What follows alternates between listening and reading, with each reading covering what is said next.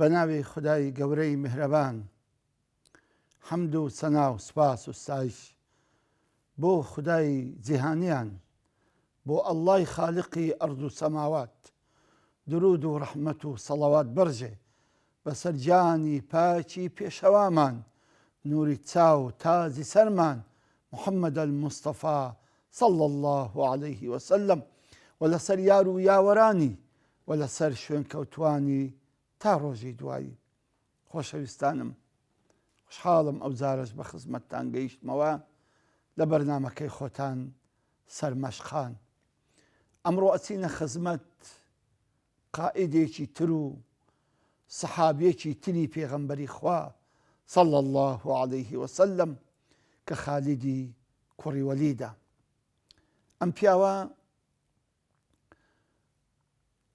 باشترین و چاکترین مامۆستای سەربازی بوو. ئەم پیاوە قائیدی گشتی جەبهەی ڕۆژهەڵاتی دژی ئیمپراتۆریەتی فارس بوو.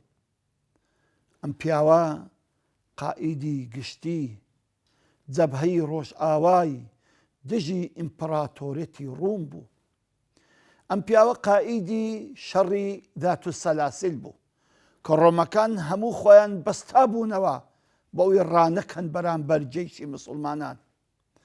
ئەمە قائیدی جەیشی یەرمووکە، ئەمە قائیدی جەیشی موئتەیە. ئەم پیاوەیە کە پێغەمبەری خوا صەڵی الله عليه وسلم ناوی لێناوە سەیف الله، شیری خوای لەسەر زەوی لەسەر مەلی کافران.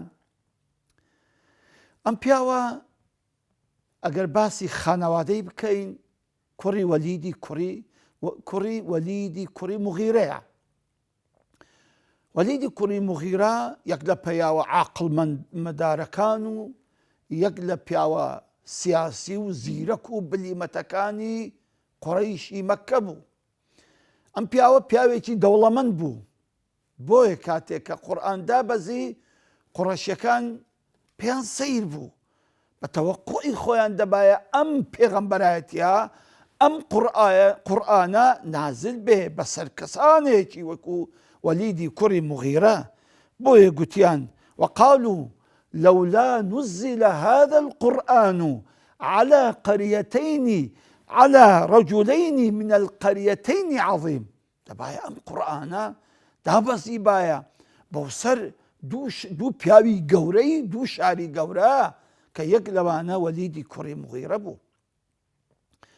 بەڵام خالید هەلە منداڵیەوە حەزی لە سەربازی و حەزی لە ڕمبازی و حەزی لە سوار ئەسب بوو، بۆیە زۆر ئیحتیمامی نەدەدا بە تیجارەت و بەخۆ دەوڵەمەندکردن، بەڵکو بەردەوام لە سەحرا تەدریب و ممارەسەی فروسیەت و شیروەشێن و ڕەمحوەشێنی دەکرد.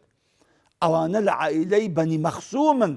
بەنی مەخزووم هەر بۆ خۆیان کارێک لە کارەکانی کە دەیکەین لە مەککەدا، چونکە ئەهلی مەککە ئیشەکانیان لەسەر تەوزیع کرابوو. هەموو کاروباری ناو شاری مەککە تەوزیع کرابوو لەسەر عەشیرەتەکان. بەشی بەنی مەخزووم عەسکەری بوو. ئەوانە دەبایە ئوموری عەسکەری هەر کاتێک کە مشکلەیەکی عەسکەری دەبێ ئەوان پێشەوایەتی بکەن.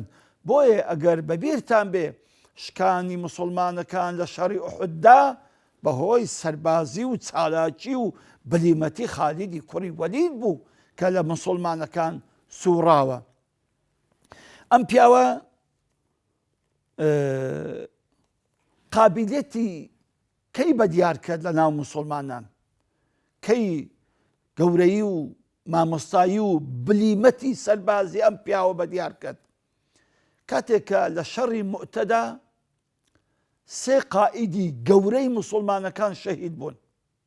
سێ قائیدی گەورەی موسڵمانەکان شەهید بوون.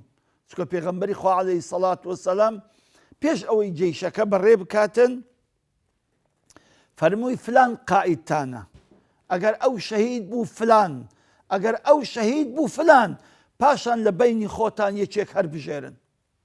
سبحان الله، هەر سێ قائیدی کە دەستنیشان کرابوو، هەر سێک یەک لە دوای یەک لە گۆڕەپاری جەنگ و شەڕدا شەهید دەبوون. پاشان خڕبوونەوە ئەنکە ئەم ڕایە بدرێت بەچێ، ئەم قیادەیە بدرێت بەچێ، چونکە شەڕەکەی مؤتە بەڕاستی شەڕێکی سەخت بوو، حتا بڵێ شەڕێکی سەخت و زەحمەت و ناخۆش بوو. چونکە عەدەدی کافرەکان 200,000 کەس بوون، مسڵمانەکانیش 3,000 کەس بوون. هەر کە دەورەیان لێدابوون لە ناویان بزر ببوون مسڵمانەکان، لە دەورەی کە ڕۆمەکان بە 200,000ەوە دەورەیاندان، هەر مسڵمانەکان لە ناویان هەرون بوون. سبحان الله، جاوەرە تۆ ئەوە چەند ڕۆژە شەڕە، شەڕێکی زۆر خویناوی. حتا خالید و کوڕی وەلید دەفەرمی والله نۆ شیرم لە دەشکا لەو شەڕەدا، نۆ شیرم لە دەشکا، ئاخری ناچار بووم بە خەنجەرێکی یەمانیم هەبوو، بە خەنجەرەکەی شەڕم دەکرد. وەرە قیادەی ئەم جەیشە وەرگرە، وەرە لەو موسیبەت و بەڵایەدا وەرە چۆن ئەم جەیشە نەجات دەدەی. جا سبحان الله، خالید کە قیادەکەی تەسلیم کرا و وەری گرت، بەڕاستی بە خوتەیەکی عەسکەری کە لایەزال لە کۆلیجی سەربازیەکانی جیهان پێی موعجی بوون و ئەخوێندرێ ئەم خوتە عەسکەریە و ئەم خوتەی کە ئێستا باز دەکەم بەکاری هێنا، کە بەڕاستی قیاداتی زۆر گەورەی ئەسکەری جیهانی پێی سەرسان بوو کە ئەم پیاوە چ بیرۆکەیەکی سەربازی عەجائیبی هەبووە کە توانیتی ئەم جەیشە زەخمە و ئەو مسڵمانانە کەمەکە لە بەندەستێتی خۆی لێ قوتار بکاو و بە ئاسانی و بەبێ هیچ زیان و زەرێرێک سەحەب بکاتەوە. خالید دەستی بە خوتەکەی کرد بەم شێوە. یەکەمین شەو کە قیادەکەی وەرگرت کە هەر سێ قائید شەهید بوون، پاشان کە شەودا دەهات شەڕادەوەستا و ئیسراحاتیان دەکرد، بەیانی لەگەر فەجری هەراتنی ڕۆژ سبحان الله دەستیان بە شەڕ دەکردەوە. خالید ئەو خوتەی دانا، شەو هەستا هەموو ئەسپەکانی گەڕاند، گوتیە مجاهیدەکان ئێوە هەموو ئەسپەکان بگەڕێنن، لێ نەگەڕن یەکیان ئیسراحات بکەن، ئەو ئەسپانە لەوەی تۆزێکی زۆر هەستێ. لەبەر چی؟ بۆی وا بزانێ دوژمن ئەوە بەردەوام وا مەدەدیان لە بۆ دێتن. ئەوە یەک. دوو، هەستا شکڵ و شێوەی جێیشەکەی گۆڕی، ئەوانەی پێشەوەی بردە پشتەوە، ئەوانەی پشتەوە هینا پێشەوە، ڕاستەی هینا چەپە، چەپەی هینا ڕاستە. بەیانی کە ڕۆمەکان تەمەشایان کرد هەستان، کورە ئەو دەموچاو غەریبانە چێ بەرامبەرمانن، ئەوانەی دوونێ نەبوون بۆی بزانن وا وەهم و خەیاڵ بکەن کە بەڕاستی ئەمە جەیش ئەم شۆ مەدەدی بۆ هاتووە و ئەوانە نوێن هاتینە جەبهەی ئەمڕۆکە شەڕ دەکەن. پاشان لە خەلفی دووری لە خۆیان لە پشتەوە دووری چەند سەد سەربازێکی نرد، ئەم سەربازانە هیچ ئیشیان نەبوو، تەنها تۆزیان بە ئاسمانەوە دەکرد، تۆزیان دروست دەکرد، تۆز ئەو خۆڵەیان دەهینا و دەبرد و بە هەر شێوەیەکی تۆزێکی وا گەورەیان دروست دەکرد و تەکبیراتیشیان لێ دەدا بۆ ئەوی جەیشەکە جەیشی ڕۆمی وا بزانی ئەوە مەدەد بەردەوام دێ، ئەوە بەردەوام مەدەدی عەسکەریان لە بۆ دێ و جەیشی مسڵمانان بەردەوام وا بەرەو ساحەی شەڕەکە دێتن. تەمان کە بەیانی ئەو حاڵەتەیان دیت بەڕاستی پێیان سیر بوو، ئەو شۆیان دیت تەنها تۆز بوو، هەر بەس تۆز هەستا بوو، ئەو نیشانەیەکەوە ئەوە جەیش هاتووە. پاشان دیتیان دەموچاوەکان هەمووی گۆڕاون، ئەوانەی لای ڕاستە تەمەشایان دەکرد کۆڕا، ئەوە ئەو نەبوون، ئەوانەی دوێنێ بەرامبەر بوون، ئەوانەی ڕۆمەکانی لای چەپ تەمەشای لای چەپی خۆیان دەکرد مەیسەرە، کورە ئەوانە نین کە ئەوانە دوێنێ لەگەڵمان بوون. ئەلمهم یعنی پێشەوەی جێیشەکەش کە تەمەشایان کرد، ئەوانە نین ئەوانەی دوێنێ لە بەرامبەرمان بوون. سبحان الله، ئەو ڕۆژی شەڕەکە کرا، بەڵام ڕۆمەکان بەڕاستی ترس و بیمیان لێ نیشتە بوو لەبەرەوەی بەردەوام ئەو تۆزەی پشتی خۆیان و تەکبیراتەکانیان جێ دەبوو، تیان بەخوای مسلمانان دیارە مەدەد و مەعونەتێکی زۆریان لە بۆ هاتووە. ئەو ڕۆژی خالی شەڕی کرد الحەمدولله حتا ئێوارێ شەڕەکی زۆر یعنی مردانە و جوامێرانەیان کرد هەر هەمیان الحەمدولله هیچ زەرەریان نەدا. پاشان بۆ ڕۆژی دووەم کە هەستانەوە مسلمانەکان شەڕ بکەن خالید هەر بەردەوام بوو لە خوتەکەی خۆی یەکسەر جەیشەکەی خۆی سەحب کردەوە لە پێش چاوی جەیشی ڕۆمەکان سەحبی کردەوە پێشەوەی دەست بکرێتە شەڕ سەحبی کردەوە دەی بەڕاستی ڕۆمەکان نەهاتنە پێش گوتیان وریابن نەکو ئەوە کەمین بێ لەبەرەوەی مەدەدێکی زۆریان لۆ هاتووە ئەترسین بەڕاستی خالید بە فێڵی خۆی ئێمە بباتە عمقی سەحرا و لەوێندا دەورەمان بگرن و بەمان کوژن بۆیە مەچوونە دویان بە هەر بکشێنەوە فعلا زۆر بە عاقڵاتی جەیشەکەی سەحب کردەوە بەبێ ئەوەی یەک مسلمانیش خوێنی لە ڕوومەتی بێتن.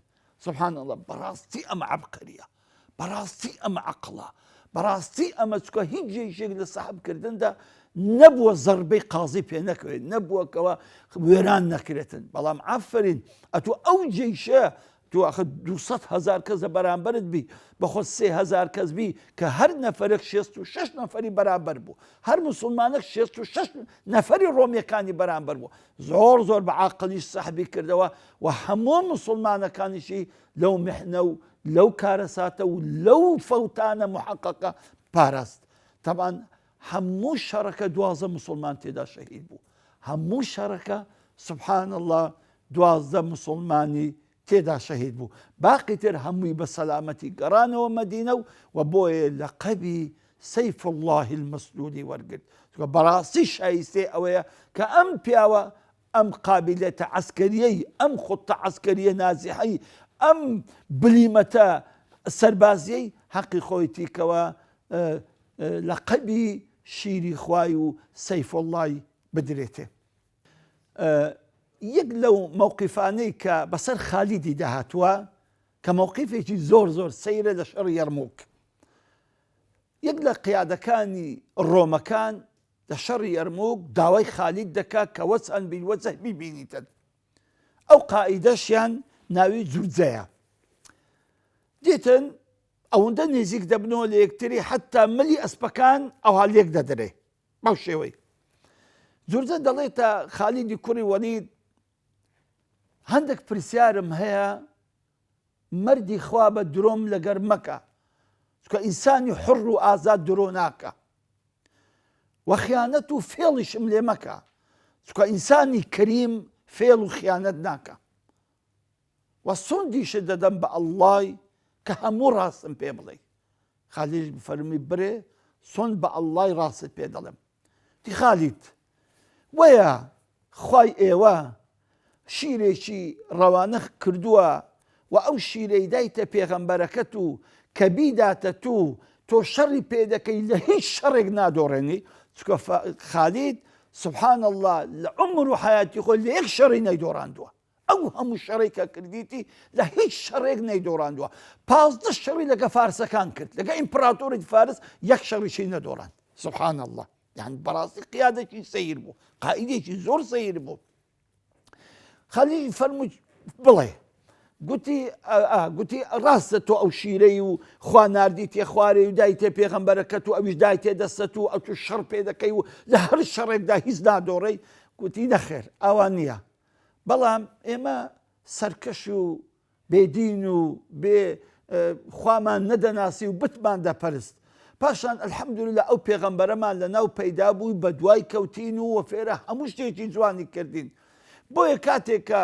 شەڕم کردیە و سەیفم ینی شیرەکەم زۆر مەتین و مرد بووە لە شەڕەکاندا لەگەر کافراندا پێغەمبەری خوا عەلەیهی سەڵات وەسەلام ئەو لە قەمەی دامێ فەرمووی باشە کەسێک کە ببتە مسلمان چۆن دەبتە مسلمان فەرمووی ئەوەیە کە بڵێ ئەشهەدو ئەن لا ئیلاهە ئیلا الله و ئەشهەدو ئەنە محەممەدە ڕەسوول الله و نوێژەکان بکە و ڕۆژیان بگری و هەرچی بت و سەنەم و غەیری ئەڵڵایە دەبی لە دڵی خۆی فڕێبدا لە غەیری ئەڵڵا هیچ معبودێکی بە حەقی نەبیتن فەرمی باشە ئەو کەسانی کە ئێستا دەبنە مسلمان فەرق ناکە لەگەر ئێوەی کە چەند زەمانێک کە ئێوە مسلمان و خوا دەپەرستن فەرمی نەخێر بەڵکو ئەوانەی ئێستا دەبنە مسلمان زۆر لە ئێمە لەکن خوای گەورە گەورەتر و بە قیمەتتر دەبن فەرمی چۆن تو لەبەر ئەوەی ئێمە پێغەمبەرمان دیبوو قورآن دەهاتە خوارێ، حەزرەتی جوبرائیل دەهاتە خوارێ، ئاەتی خوامان دەدیت، معجزاتی پێغەمبەرمان دەدی صلی الله عليه وسلم. دێکەواتە چ هونەر نەبووە کە ئێمە ئیمانمان هێناوە، بەڵام کەسێک کە پێغەمبەری خوای نەدیت بێت، تەنها ئاەت و نیشانە و عەزەمەتی خوای گەورەی دیت بێ و قورئانی خوێند بێتن، ئەوە کە دەبتە موسڵمان بەڕاستی لە ئێمە پلە و پایی بەرزترە. فەرمووی کەسێک کە ئەو جورجە گوتی کەسێک دەبتە موسڵمان هیچ فەرق دەکا کە ئەوەی کەوە ئەوەڵ ئەو بچووکترە لەوەی ئەوە گەورەترە. گوتی نەخێر، ئێمە هەر کەسێک کە دەبتە موسڵمان لە هەر دینێکەوە بێتن لەگە موسڵمانان وەکو یەکە، ئەوەی لە سەرمای لە سەرەویشە، ئەوەی لە سەرەویشە و لەسەر ئێمەشە. فەرمی باشە چی بکەم؟ حەزم لێ داخلی ئەم دینە بم. تەمەنەوە و دوو قاعدە قسان دەکەن، جێیشش وا بەرامبەر یەک ڕاوەستاوە. ڕۆمەکان بە هەموو عەقلیەتی خۆیان وا دەزانن ئەوە جورجە فێر لە خالیدی دەکا، ئەوە کەمینە دەیەوێت زەفەرێکی پێ با و بیکوژیتن. لەو کاتەدا جورجە داوای لە خالیدی کرد، گوتی پێم خۆشە بەڕاستی بێمە ناو ئەو دینە و چ برێم؟ فەرمی وەرە ئەو بن خێمەی، وەڵە بردی خێمەک لەوێن دەربردێ بن خێمەی، یەک دۆڵکە ئاوی پێدا کرد، گوتی ئەوە دەبی هەر کەسێک کە دەبتە موسڵمان دەبی وەسلی لە خۆداکە، پاشان شەهادەی بە حەقی پێهینە، پاشان دوو ڕکعات نوێژی پێکرد، پێکەوە دوو ڕکعات نوێژیان کرد. ئەوجا گوتی چ بکەین؟ گوتی ئێستا دەبی لە لای مەی، ئێستا دەبی شەڕ لەگەڵەمە شەڕ لەگەر ئەوانی خۆت بکەیت کە بە خۆتی ناوتون شەڕ لەگە ئێمە دەکەن. گوتی تاوە کە چوونە دەرێ یەکسەر ڕۆمەکان هجومیان کرد، ویان زانی ئەوە فێڵی جورجە ئەوەی کرد، سەری گرت و هجومیان کرد، بەڵام نەیان زانی جورجە بووتە موسڵمان و لەگەر موسڵمانەکان و لەگە خالید و کوڕوەرید ڕێک بەرامبەر ڕۆمەکان شەڕیان کرد و ئەم پیاوە لەو شەڕە شەهید بوو. سبحان الله، لەم شەڕە ئەم پیاوە لە غەیری ئەم دوو ڕکعات نوێژە هیچ نوێژێکی تری نەکرد بوو و بە شەهیدی خوای گەورە گەڕاوە. دا سبحان الله، بزانە ئەمەش گەورەی و عاقڵ و بلیمەتی خالیدە کە بە ئوستوبی قسەی جوانی توانی ئەم پیاوە ئەم قائیدە گەورە ڕۆمیە ببێت بە موسڵمان و پلەی شەهادەشی بە قسمەت بێ. تاکو دیدار بەخوای گەورەتان دەسپێرم.